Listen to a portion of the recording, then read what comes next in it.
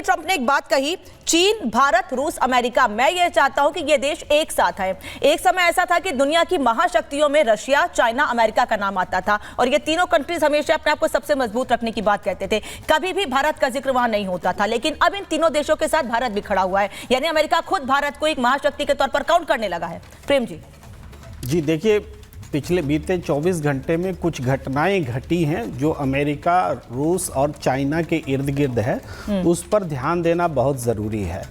एक तो यूक्रेन को लेकर घटना घटी है। नाटो के महासचिव ने, जनरल सेक्रेटरी ने कहा कि हमने प्रस्ताव ही नहीं दिया था नाटो में यूक्रेन को आने का। अच्छा। फिर अमेरिका और रूस के बीच जो बातचीत चल रही है युद्ध विराम को लेकर, उसमें जेलेंस्की ने कहा कि हमें छोड़कर, हम यूक्रेन को छोड़ करके ये कैसी शांति वार्ता हो रही है, ये एक सवाल उठाया।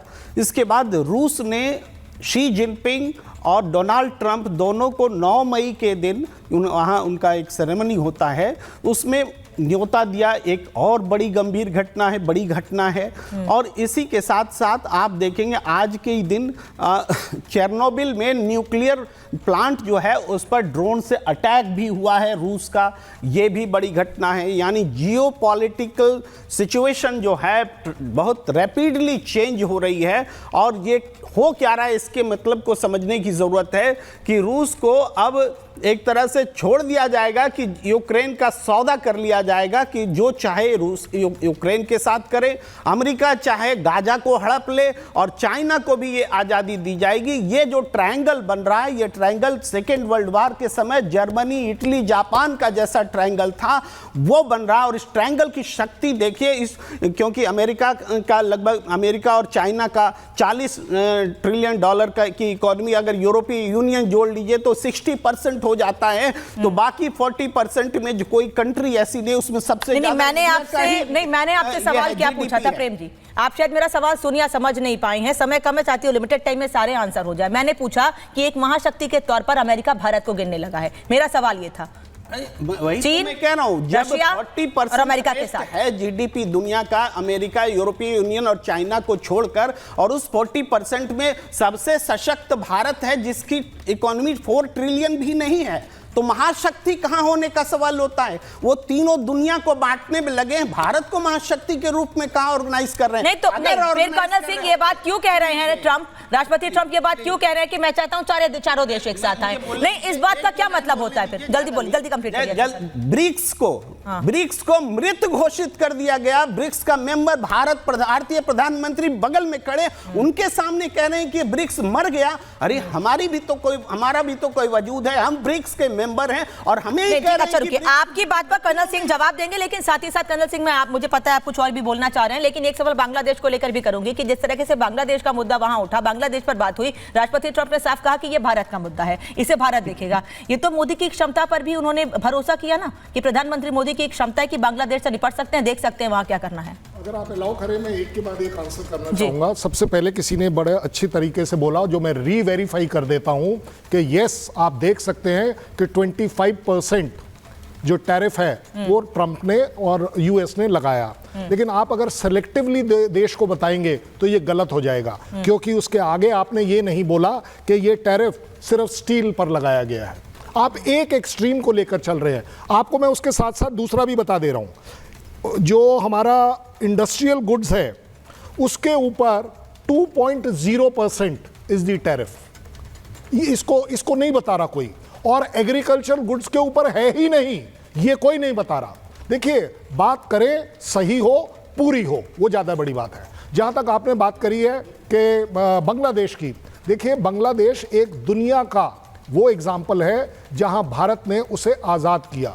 हमारे पास ऑप्शन था, हम दादागिरी कर सकते थे, हम उसको अपना एज पार्ट ऑफ इंडिया बना सकते थे। उस समय की डिमांड भी आई थी कुछ लोगों की तरफ से, लेकिन इंडिया ने ऐसा नहीं किया। उसको एक इंडिपेंडेंट देश, प्रॉस्परस देश बनने दिया, उसको सपोर्ट किया। जो बात चल रही है, क्योंकि Bangladesh got into a problem for whatever reason. ज्यादा बड़ी बात यह है कि वहां सबसे बड़ी प्रॉब्लम करी किसने? जमात ने करी। जमात कहां से पैदा हुई, कहां से सपोर्ट हुई? पाकिस्तान आईएसआई से हुई। ये मेरे शब्द नहीं है, ये पाकिस्तान का कहना है, ये जमात का कहना है। ये अदरवाइज आप एक बात बताइए, रातों रात सबसे पहला एक्शन लिया जाता है कि जमात जो बैंड है वो उसको खोल दिया गया। क्यों भाई, जब ये तो जमात पता नहीं कितने टाइम से बैन है, आपने आते ही कैसे खोल दिया, एक सप्ताह भी नहीं लगाया आपने, 5वें दिन आपने उसके ऊपर से जो हटा दी जो रेस्ट्रिक्शन थी।